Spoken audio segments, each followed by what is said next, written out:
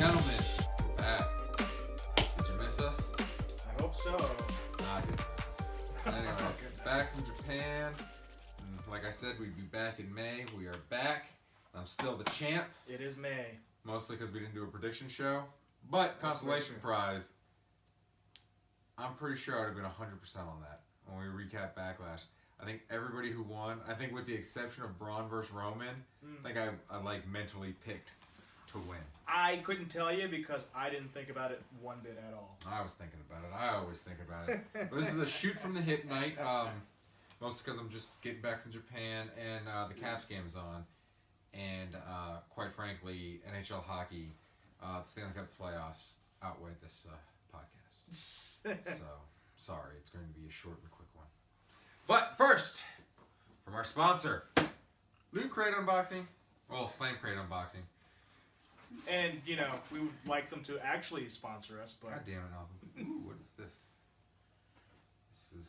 Got a shirt with everyone. Is this Finn Balor? I think this is like Finn. It is Finn Balor. Yeah, that's pretty sweet. That's pretty cool. That is two Finn. This is my first Demon Finn Balor shirt. Nice. I'm not liking the quality of this shirt though. All the quality's been pretty good. I don't know. Oh wow, that feels like it's itchy. Yeah, maybe when I wash that'll be better. Yeah, you might be alright. And then we have a Mike cup set. Let's see. Let me open this bad boy up. Which Do I get one two is it? cups or is it just one? It says set. Nope, it is two. Oh. Enzo and Cass And a regular mic. Yes, that is. You know what they should have done? Nice. They should have flipped that upside down and made it the Miz. Fuck the Miz. Alright, just fuck that guy. But that'll be Because he likes him. That'll be my new drinking beer mug when we drink. Yes. And this this one- glass or plastic? Plastic. Okay. And this I knew I was getting because they revealed this. Oh yeah, the trash talkers. Yeah, the the Attitude Stone Era. Cold Steve Austin figure. figure. I think they're going to connect in the end. Oh, we were both wrong. It's the Universal title. Oh. We were trying to figure out what... As he throws it at himself. Yep. We were trying to figure out what title belt pin was going to be in this one. I said Smoking Skull belt. You said Spinner belt. Yeah. Well, this is an actual like nice booklet for Masters of the Mic. It's an actual book. It talks about like some of the best talks. We got Stone Cold, The Rock, Cena, Jericho. I thought these were bigger. Or Ric is Flair. this one just small? No, that's about the size they are. Okay. I must have been thinking of like the Piper. It's pretty cool. Dusty Rhodes, Steph, The Miz. I'm so confused. Yeah. And then, Well, even that booklet. Oh, that's the poster too. yeah, that's the Miss Bliss. My heart. The star. Oh, wait, what is... Oh, god damn it. Ah!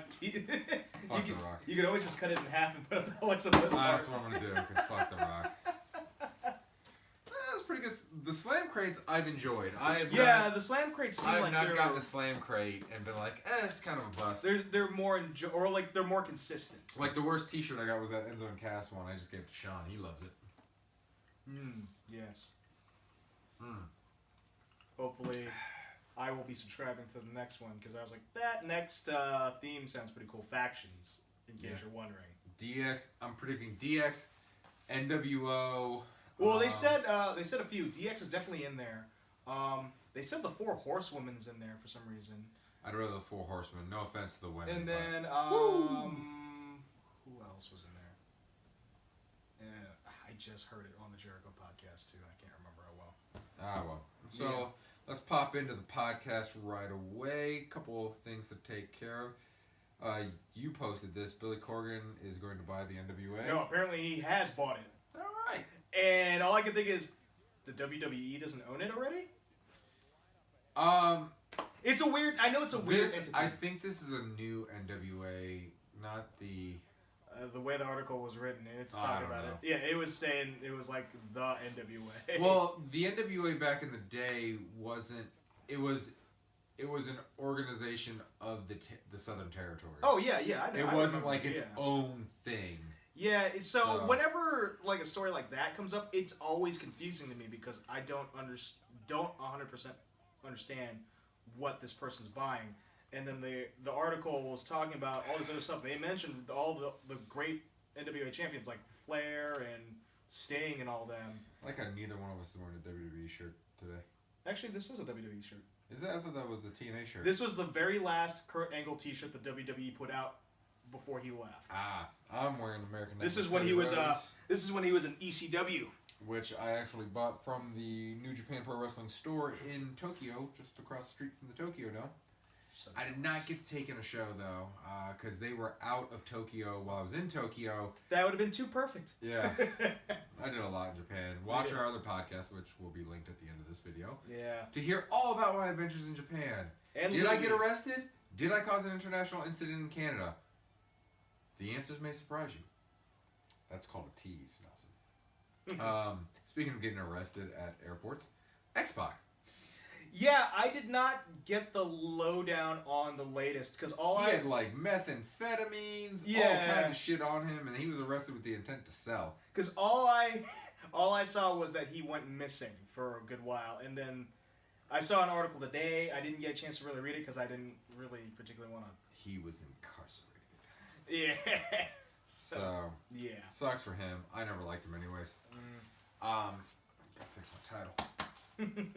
So let's get to the Payback results. On the pre-show, Enzo and Cass beat the Club, which I would have called. Yeah. Fun part of the pre-show, Finn Bálor beat up the Miz, which we thought was going to lead to a feud between those two. Nope. More on that in a bit. God damn it, Nelson. You do not know how to tease. Yep. God damn it. So to the main show, Chris Jericho defeated Kevin Owens, which I actually thought might happen, just because I figured it would be a nice little swerve on the show for everybody. And it happened. And it happened in great fashion, too, with Jericho busting his hand so his finger couldn't grab the rope again. That was pretty good. That was pretty funny. Austin Aries defeated Neville.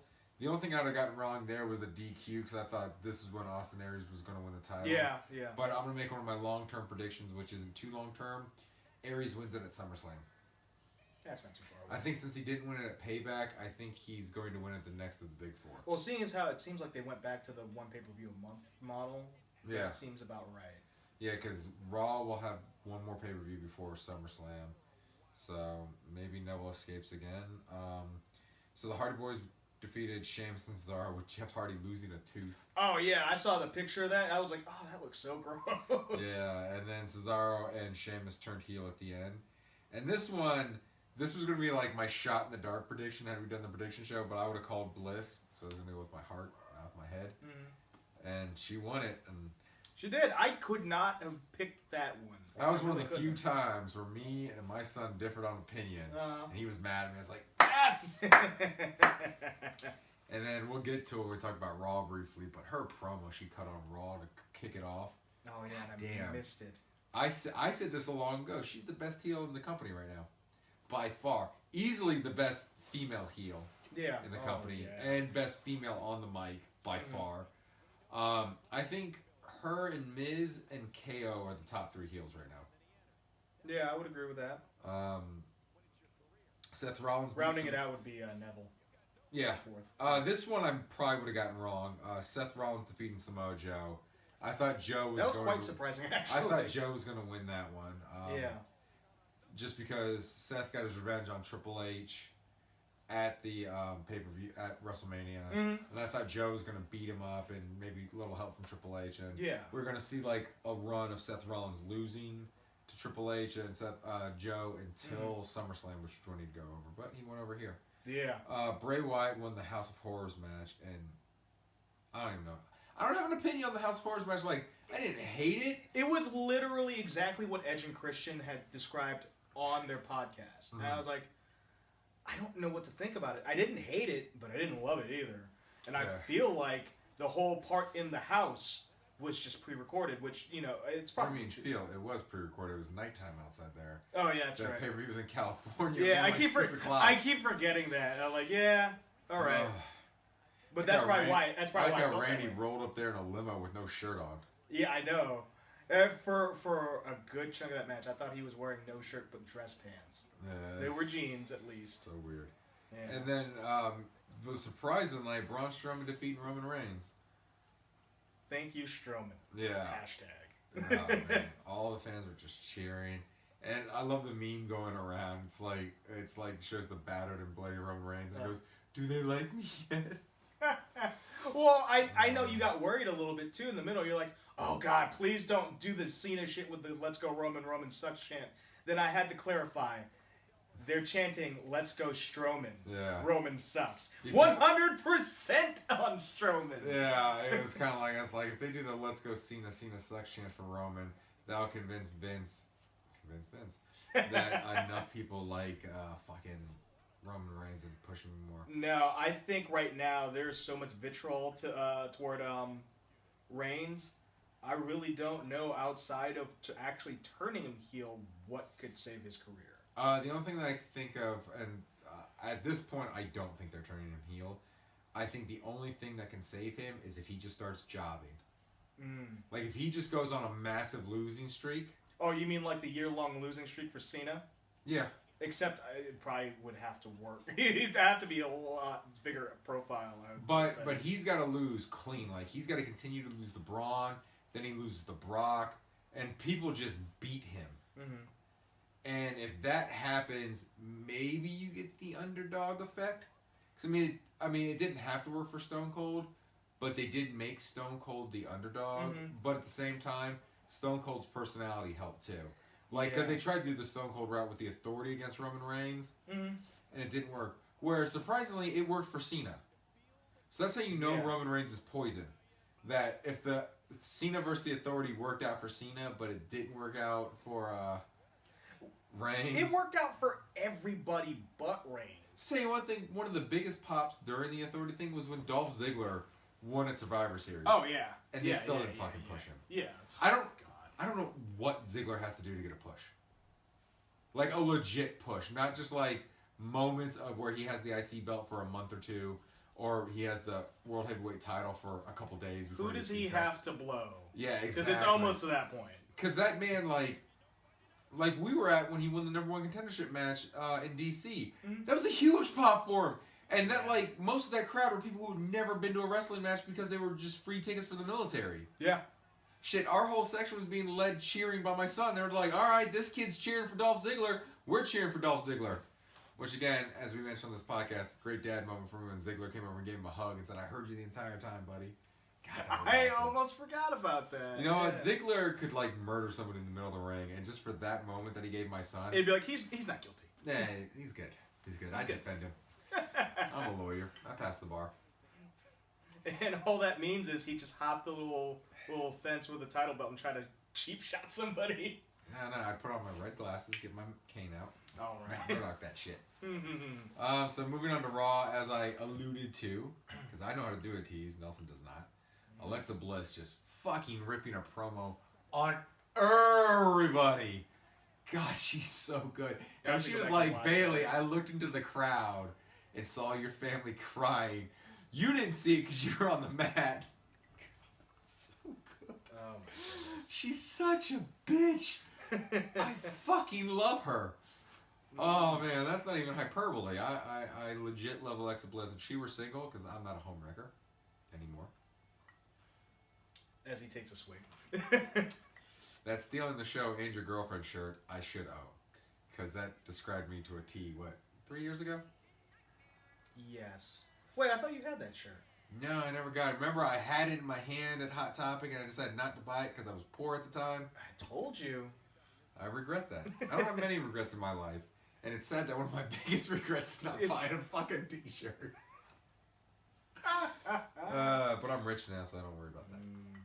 It's all this YouTube money. So, yeah. It's not anything from YouTube. We've made not even $100 yet because I can't cash out the... We definitely didn't make anything off of the last podcast. No, because it got claimed before we even published it by Nintendo.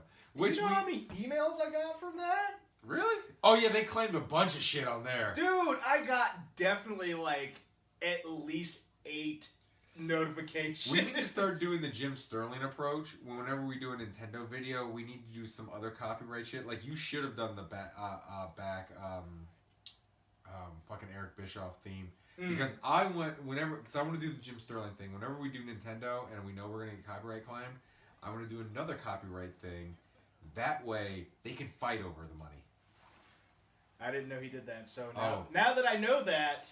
Yeah, he plays the song Chains of Love at the end of every Gymquisition he does. I wonder with if his Nintendo game I wonder if footage. I'd get flagged by using the I'm Back theme song, but only going 31 seconds. I'm trying to think of what we got. We're not doing a Nintendo game this week, so we'll figure it out. But yeah, Was that always up there?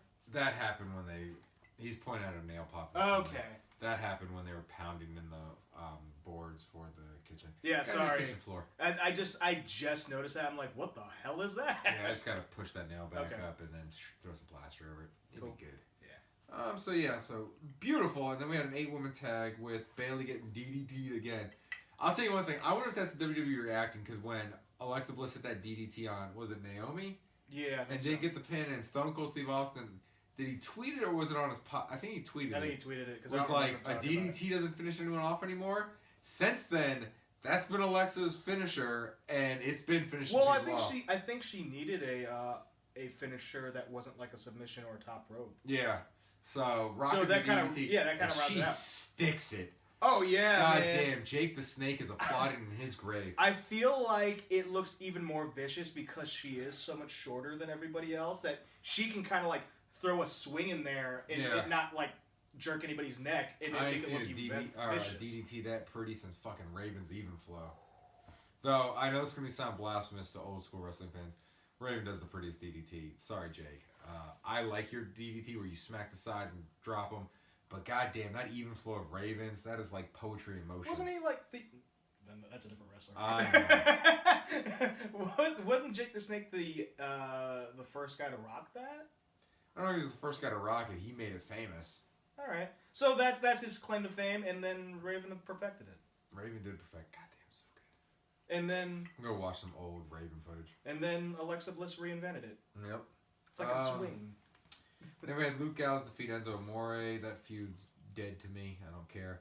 Dean Ambrose organized the IC #1 contenders match, which was That was hilarious. fucking great. He was like, I've got the top belt on this program now. And then the best was when he was interviewing them all backstage, like channeling his inner Gorilla Monsoon. I liked he's like, this is Mean Dean Ambrose. Yeah. But the best was when the Drifter came by after he like interviewed As I Bálor. woke Josh up from laughter. Yeah, because I was exhausted. I went to bed early. I had to watch the replays. But he was like, "Hey, you know any Pearl Jam?" And after I watched that, because Nelson did wake me up, cackling from his room. I sent him a message the next day. I was like, "Was your cackling Dean Ambrose talking to the Drifter?" He's like, "Yep." I was like, "Yeah, I can see that. That was fucking hilarious." You know any Pearl Jam? You know, Because I know you would have lost it if you were Yeah. awake for that. You know what the Drifter reminds me of, though, right now with his little gimmick on Raw? Do you remember that episode of How I Met Your Mother where Ted, Lily, and Marshall went to a concert? Lily was pregnant, so she couldn't, like, drink or anything like that, and Ted and Marshall got high. You mean 8 sandwiches? Yeah. And they were, like, wandering around the same part of the arena, and they kept running to this billboard of this, like, Johnny Cash-looking motherfucker. But in their highness, they didn't realize it was like a billboard. They thought it was an actual dude. He's just... That's what the Drifter reminds me of right now. That's a horrible aside that no one's going to get because I don't think too many of our viewers and listeners I thought you were going to watch. say that guitar-playing assassin from the Punisher movie. That guy, too, because he was also a ripoff of Johnny Cash. Yeah. And now that song's stuck in my head. I can't think of it. After this, you're going to have to put on my YouTube playlist. Ah, okay. Then we had a #1 contenders match. We had the Cruiserweights. We're going to skip over that because no one cared about that. No reaction whatsoever. Apollo Crews beat Heath Slater. No one cares. Austin Aries defeated TJ Perkins, who is now TJP. And then The Miz won thanks to interference by Bray Wyatt. And I guess Bray's going to feud with Finn Balor, which... Yep. I want to say it's going to be good. I know the matches are going to be good. Yeah. But It's going to be interesting. in the end, it's going to disappoint because it's Bray. And the WWE, for some reason, does not know how to use Bray Wyatt. Yeah, I wanted to be excited for him winning the title, but as the champion, like... We all knew he was going to drop it to Randy. It was almost like when Dean Ambrose was champion. It's like, okay, you got it. But he doesn't even feel like the champion to me. Exactly, because not Bray Wyatt. Now that the Undertaker's retired, Bray Wyatt should be the Undertaker. He really should. He should be this unstoppable force that you just can't explain. Like, yes, he does not have the Undertaker size. Yeah. Got it.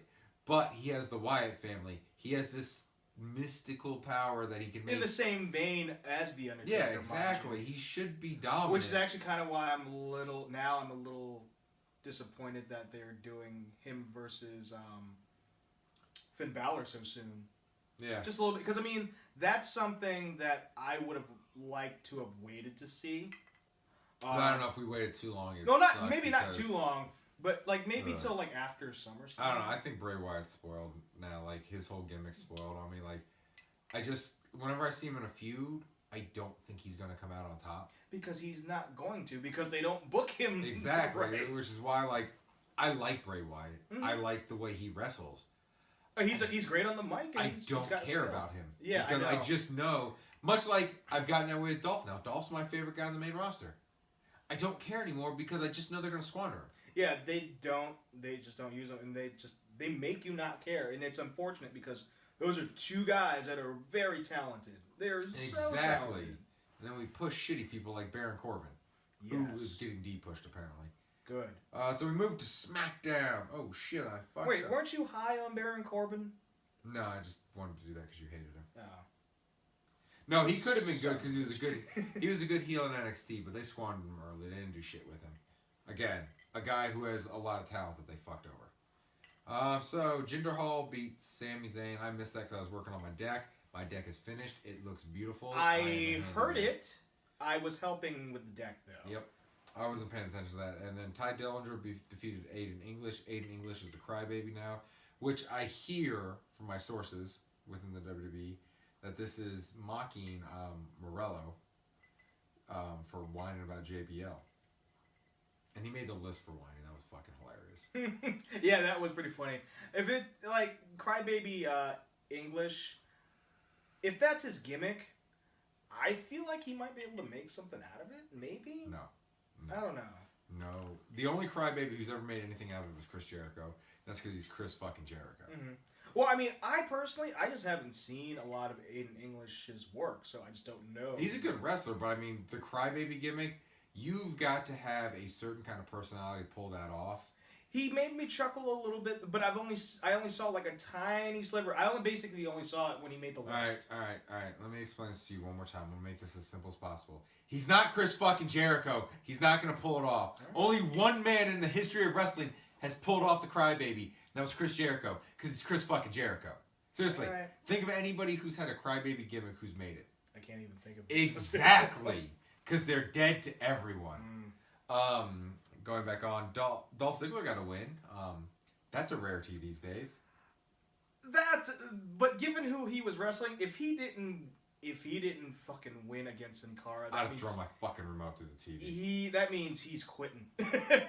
I'm sorry, he's gone. Like, he's on his way out and he's jobbing to whoever because he doesn't give a shit. I'm still pissed that they threw Baron Corbin into that feud with him and AJ, because I wanted to see Dolph and AJ one-on-one. Because you know what? The part of that Triple Threat Championship match where it was just AJ and Dolph in the ring was fucking gold. Oh, yeah, that's great. Like, oh, man. It pisses me off the way the WWE leaves money on the table sometimes.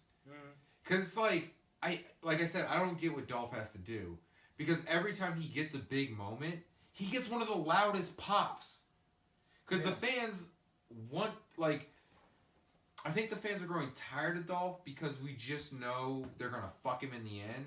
Yeah. So it's just kind of like, why get our hopes up for him getting a push when we know he's going to get D-pushed almost instantly? But every time he does, like I didn't think he was going to beat The Miz. I thought he was going to, like, have to quit and he'll come back months later. Yeah. And when he won, I fucking ordered that Intercontinental belt because I was drunk. Yeah, there it is right there. Which I don't regret because I have a nice collection going now. Yeah, you do. A collection I never intended on doing. Yeah. But my child conned me into getting the WWE title at WrestleMania. Man, there was no way I was going to buy a title belt unless I was at WrestleMania. Because, I mean, I told you when I went down there, I was like, Nelson, there's a good chance I'm coming back with the White IC title. And I immediately said, follow your heart. Which didn't happen because it sold out, like, instantly. But Sean really wanted the WWE title. I was just kind of like, we're at Mania, I'm going to do it. The best part was when I texted Devin the picture of Sean holding the title.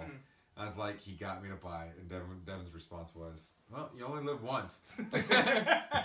You know what? I just realized something that I'm kind of surprised you hadn't done. What? And it's probably because you hadn't thought about it. Swapping the Winged Eagle and that title. Of course, granted, with all the stuff that's up there now, that's a lot of work. That, and I like the Winged Eagle where it is. Yeah. Because I can take it down and walk around with it. Also, I'm not sure if that belt would fit in that space. I think it's actually a little bit longer. I think. I'm not sure. I don't care. It's not moving. But yeah, I'm just saying. It's there. Yeah. So back to the podcast. So Charlotte and Naomi lost to Carmella and Natty because the Welcome Committee cheated. And then I thought we were getting a Becky Lynch heel turn. And then I was like... Because what I thought she was going to do is look like she was going to help Charlotte and Naomi and then beat them up. But as soon as she turned to the Welcome Committee, I was like, oh, well, she's going to pull a Sting and make them think she's joining them and then beat them up. Which she did. Which was okay, but I was kind of hoping for that Becky Lynch heel turn. But what I want to happen in the women's division, I want Natty to beat Naomi for the title, and then I want Charlotte to beat her for the title. So I think that would be better, because I think Naomi... Natty deserves the title more than Naomi does. Like, everyone's chanting, you deserve it to Naomi. What about Natty? She's been the best women's wrestler. Well, not anymore, but for the longest time, she was like the only actual wrestler on the female roster. Yeah. And now, with the exception of Mickie James, she's the only holdover from the previous crop who was an actual wrestler from the previous crop. Yeah, exactly. So it's like, she's a different caliber. So really, if you want to say anybody deserves it, fucking Natty does. I mean, yeah. You know my opinion on Naomi. I don't like her. I like her dancing, and I like her theme. Her mic skills suck. And, like, those little, like, fucking kicks she throws... I've never liked those kicks. ...irritate the shit out of me because they don't hurt. Yeah. Especially when you're hitting people in the side of the arm. Yeah, well, that, and if you're doing it that rapid succession, that I don't know how you make that hurt. No, you don't, unless you're fucking Bruce Lee. Exactly. Or Chun-Li. So either you're dead or fictional. Exactly. Well, I'd like to see her do those kicks against, like, Nia Jax. And Nia Jax just absorbs... Wait, not Nia Jax. She's not on SmackDown. Tamina? Tamina, yeah. So well, it's okay. Because they actually look very similar. It's just one is bigger than the other. Yeah. That's the only I'd like to see her do those against Tamina, and then Tamina just fucking punches her in the face. Or shoves her down. Something. Just like, those don't hurt. Take that with you. Take that with you. Yeah. And there's one to grow on. Because it's... I don't know. I want to like Naomi. I really do. I just don't. I like her with the exception of the fact that the things that you said. Her mic skills are horrible. And her main moves are annoying. But when she does other stuff, which she doesn't get to do anymore for some reason, she's decent. She's pretty good. Well, see, my biggest problem is, like...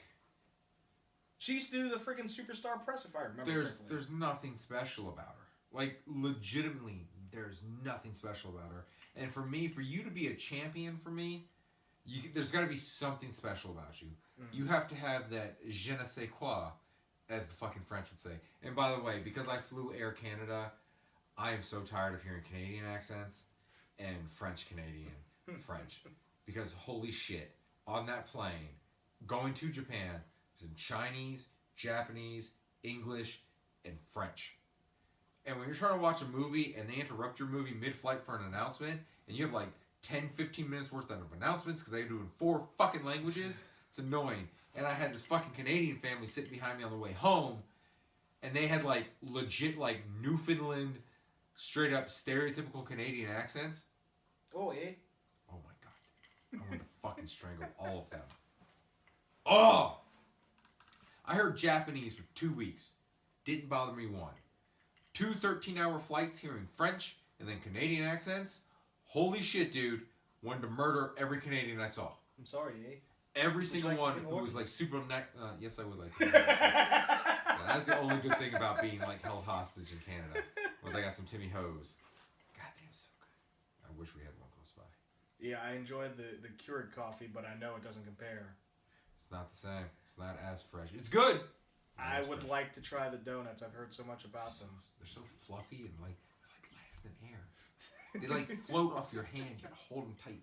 And I had this fucking maple bacon and egg wrap because I tried that too. Because So I always get like something with my donut. I get a donut and an actual like breakfast sandwich. An actual food. With my coffee.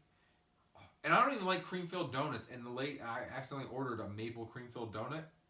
It wasn't like, it was maple frosting. It was like some sort of vanilla cream. Probably like something similar to like a Boston cream. No, because it was good. Yeah. Boston creams suck. Most like everything in the city of Boston, with the exception of the Red Sox, sucks. Nah, I take that back, Boston. You know I love you. Stop being racist to Orioles, though. That's not cool. That's a different podcast, so I'll do that with Jeff. But no, it was so good. Like everything from Horn was so good. Like, but it was egg, bacon, and some sort of like maple sauce. It wasn't like maple like syrup. But it wasn't syrup. Okay. It was like a sauce with like just a hint of maple. I just ate dinner. Now I'm hungry. It was like a hollandaise sauce, but with like maple hollandaise sauce. Maybe that that's sounds disgusting, but it was good. It was tasty. And Maybe I had it's a thing. with my coffee. Oh, it was brilliant. You didn't have any poutine while you were in there? No. The only time we saw poutine was when we were leaving our flight from DC to make our connection to it. And the poutine thing was like on the other side, and we had to go through customs to get to it. So it was too much trouble. Yeah, it's like, I've had poutine. I don't need to like go through customs twice because I got in trouble with the Canadians customs. No, it wasn't my fault I got in trouble. I think I said this on the other podcast. I bought some sake from the duty-free stop in Japan because I was supposed to go from Japan, layover in Canada, go home. Nope. Got stuck in Canada. My duty-free was in my carry-on, so when I went back through customs, like, excuse me, what's this? I'm like, fuck me. I didn't say that. Man, that lady, the Canadian customs lady, usually when you deal with, like, the Canadian customs, they're nice, sweet people. This lady was a bitch. Like, no, I take that back. She was a cunt. But... You caught someone on a bad Canadian day. God, fuck her. I don't know what that means. But... I don't know. Probably because she probably knew I was from DC and the Caps beat the fucking Maple Leafs. And I was in Toronto. She was bitter. So, we got to end this podcast. I got to get back to watching hockey.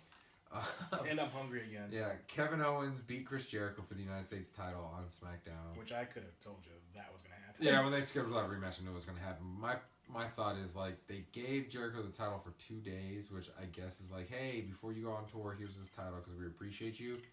But in my sense, what was the point?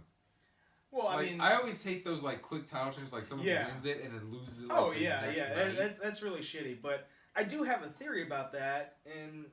All it means when Jericho comes back... It's a loose theory. Like, basically, I think that was their way of getting Jericho onto SmackDown. Yeah, I'm hoping he comes back to SmackDown. And the good thing about him losing it, because I thought maybe he was just going to be on TV while they toured, like he'd fly to wherever SmackDown was and be on TV.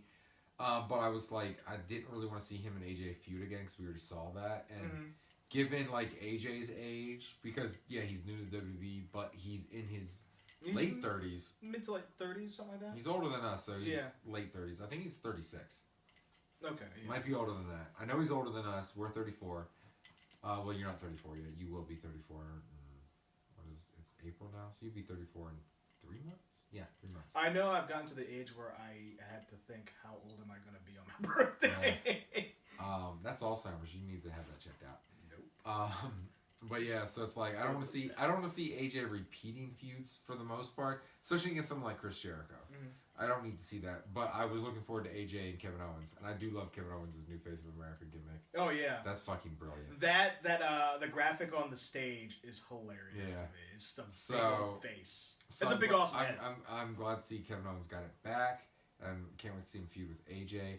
Though I was kind of looking forward to him and Finn rekindling their feud when it was rumored that him and Finn were going to Finn over the U.S. title. Yeah. But apparently that got nixed because they wanted to separate Renee and Dean as punishment for them going off to Vegas to get married.